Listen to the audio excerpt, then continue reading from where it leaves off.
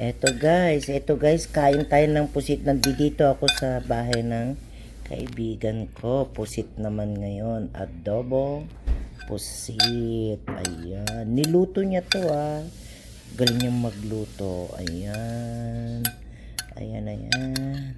Kain tayo guys. Ng adobong pusit. Ayan.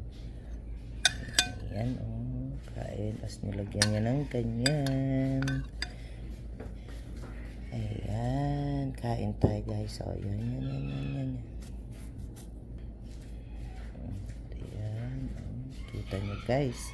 Adobong pusit. Kain na naman tayo ng adobong pusit. Marami silang chicken dito. Naririnig nyo yung manok? Marami siyang alagang manok dito. At dami niyang manok sa likod. Papakita ko mamaya.